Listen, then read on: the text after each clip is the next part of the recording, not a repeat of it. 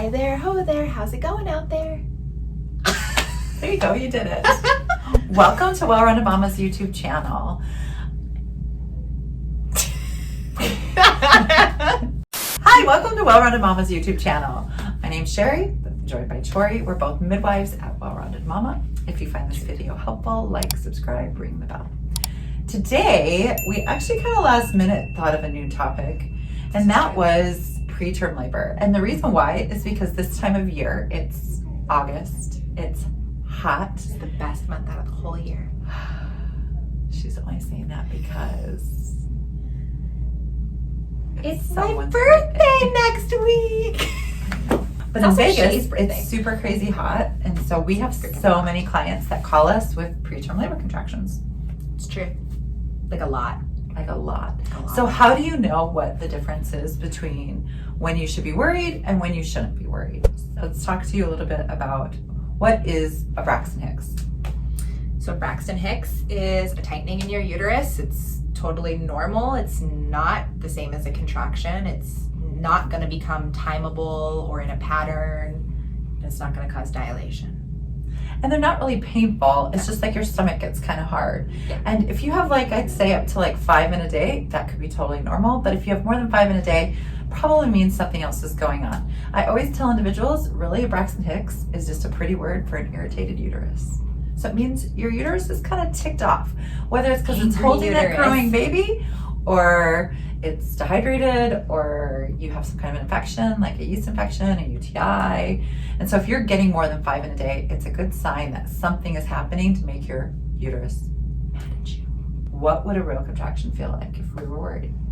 It hurts, like a lot. No, it's more than just like tightening. It's tightening. It's like a lower menstrual like cramp. Yeah. Yeah. It's gonna wrap around your back. It's gonna turn into something. Some women that's might padded. feel it in their back, or individuals might feel it in their back if they're coming every 10 minutes. Like, yeah, I'm on a phone call if they're coming every 10 minutes. Yeah, you want to call your care provider, and they might tell you to go into the hospital. But right now, people are avoiding the hospital. So, what are some things that you can do initially? Drink water and sit down first.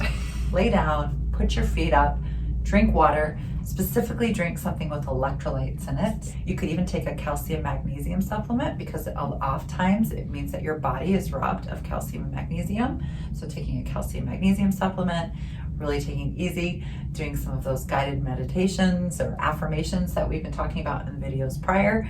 Give it 30 minutes and see where you sit.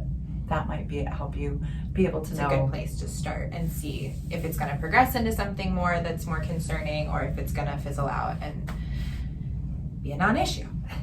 Another big question we get is, how far along do you have to be in order to have a home birth? And for us, it's 36 weeks.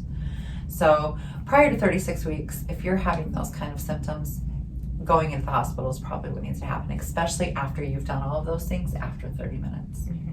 I tell my clients, it's kind of like when you're running a marathon and your muscles are fatigued because you don't have enough electrolytes, you don't have enough water and things like that. The same thing kind of happens with your uterus. So sometimes I'll have a client, I'm like, what did you do all day? And they were like, I cleaned my whole house, I scrubbed my baseboard. Yeah, I moved. Or, all sorts of, I ran around with my kids all day and did all these errands for the baby. And I'm like, yeah, you way overdid it. Like, tone it down like 10 notches. I know. Go rest. It's hard to not do what you wanted to do before. I we mowed the live lawn in Vegas. the day before I had Cora. Well, I'm not one to talk. I stood in line at Build-A-Bear for 12 hours the day before I had Charlie. But but I was also in a safe do range. So if she came, she came.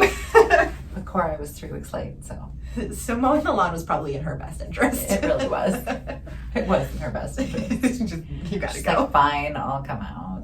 We just wanted to give like a quick little tip as to what's the difference between regular contractions and Braxton Hicks contractions, and what do they both mean. And so hopefully you found that helpful. Join us next week. Okay, peace out. Deuces. That's not what we're saying. We should probably put links for like Natural Calm and the electrolyte drinks and things like that. Becca will do that. Becca. Hey, Becca. This is how we actually give notes to our editor. We just tell her. Yeah, we're good. Yeah, we're talking about preterm labor and dehydration, right?